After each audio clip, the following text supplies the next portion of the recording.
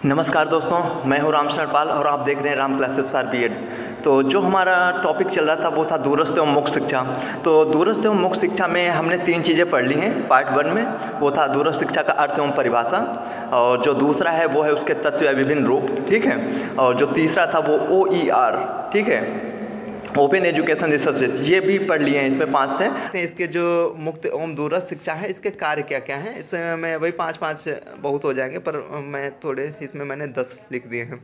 तो इसके जो कार्य थे वो क्या थे, इसमें कोई मतलब संदेह नहीं है कि औपचारिक शिक्षा, इसमें कोई संदेह नहीं है कि औपचारिक शिक्षा समाज के एक वर्ग तक ही सीमित रही है। परंपरागत शिक्षा व्यक्तिगत मतलब संचार पर आधारित है तथा दूरस्थ शिक्षा संचार के आधुनिक प्रारूप पर आधारित है, ठीक है। अब थोड़ा जल्दी करते हैं इसमें।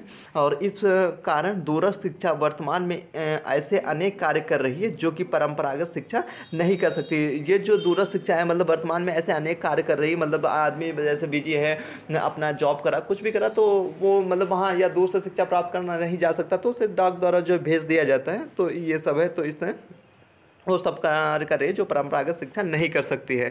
तो इसमें अब इसके कार्य देखते हैं। पहला कार्य क्या है, यह शिक्षा आधुनिक समय में शिक्षा की लगभग सभी आवश्यकताओं की पूर्ति करने में सहायक है। ये जो शिक्षा है वो आधुनिक समय में शिक्षा की लगभग सभी आवश्यकताएं, जितनी आवश्यकताएं हैं उन सबको क्या है, पूर्ति करने में सहायक है। और जो दूसरा है आपका है, यह शिक्षा यह विद्यार्थियों में समानता के प्रत्यय का विकास करती है। यह जो शिक्षा है मतलब यह क्या करती है, विद्यार्थियों में समानता के प्रत्यय का विकास करती है। और जो तीसरा है वो है, यह विद्यार्थियों के प्रवेश अधिगम एवं विभेदीकरण की आवश्यकता की पूर्ति करती है। जो दूरस्थ शिक्षा होती है वो क्या होती है, विद्यार्थियों के प्रवेश अधिगम एवं विभेदीकरण की आवश्यकता की पूर्ति करती है। और जो इसमें चौथा पॉइंट है आपका वो है, यह शिक्षा सेवारत व्यक्तियों के लिए नवीन शिक्षा के विभिन्न आयामों को स्थापित करती है। एक मतलब ऐसी शिक्षा है जो सेवारत व्यक्तियों के लिए नवीन शिक्षा के विभिन्न आयामों को स्थापित करती है। और जो पांचवा है आपका वो है, इसमें शिक्षा में यह सबसे लचीली पद्धति है, ठीक है। इसमें समय एवं स्थान तक सीमित नहीं किया जा सकता, इसको जो है समय एवं स्थान तक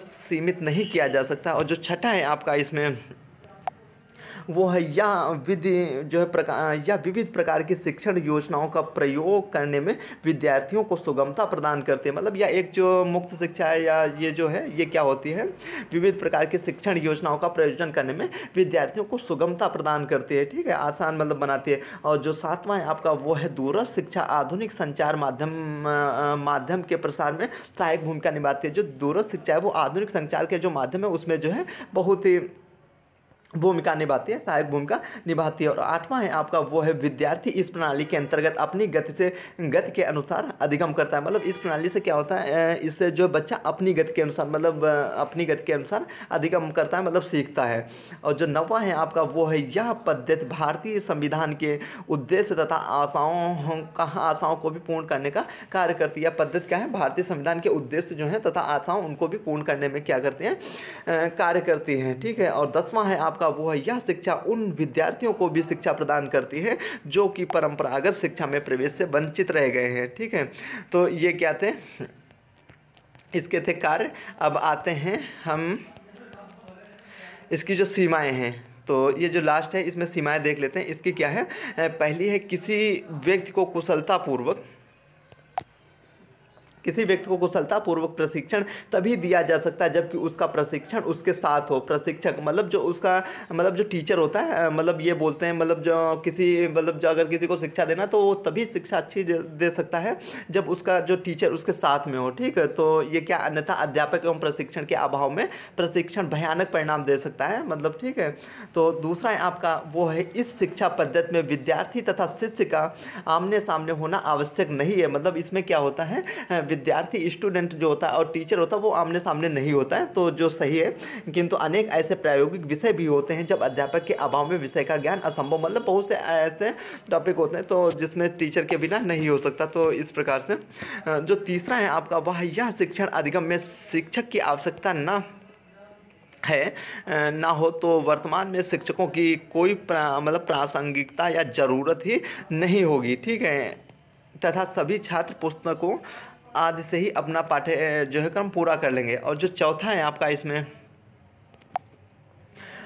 वो है, अध्यापक छात्र अंतःक्रिया का ना होना इस शिक्षा का एक नकारात्मक पहलू है। मतलब अध्यापक जो छात्र क्या मतलब आमने सामने ना होने का जो इस शिक्षा का एक नकारात्मक मतलब निगेटिव पॉइंट है, नकारात्मक पहलू है। और जो पांचवा है आपका वो है यह शिक्षा प्रौढ़ व्यक्तियों, सेवारत व्यक्तियों, समाज सेवकाओं व्यक्तियों और जो है गृहस्थ महिलाओं तथा दूरवर्ती में रहने वाले व्यक्ति इत्यादि को अधिक आकर्षित करती है। मुक्त शिक्षा विद्यालयी छात्रों के लिए भी प्रस्तुत की जाती है, किंतु इसका उपयोग विशेष परिस्थितियों में ही किया जाता है।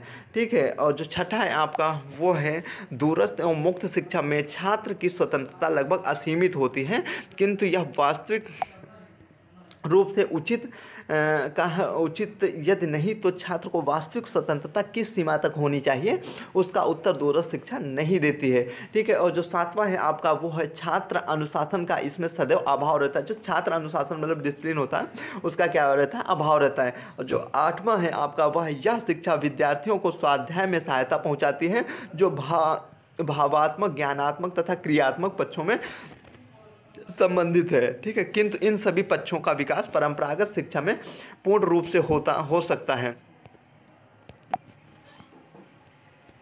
तो इसमें जो आठवां था, अब इसमें नौवां हम देख लेते हैं। नौवां क्या है, शिक्षा में परंपरा, सभ्यता, संस्कृति तथा ऐतिहासिक उपागमों से संबंधित ज्ञान का अभाव होता है। ठीक है। और अतः जो है मुक्त एवं दूरस्थ शिक्षा निश्चित ही कीर्तिमान स्थापित कर रही है, परंतु इसकी भी अपनी कुछ सीमाएं हैं। तो इसी के साथ में ये टॉपिक हमारा जो है समाप्त होता है। आई होप ये जो टॉपिक आपको बहुत अच्छे से समझ में आया होगा। बहुत बहुत धन्यवाद। फिर मिलते हैं अगले टॉपिक में।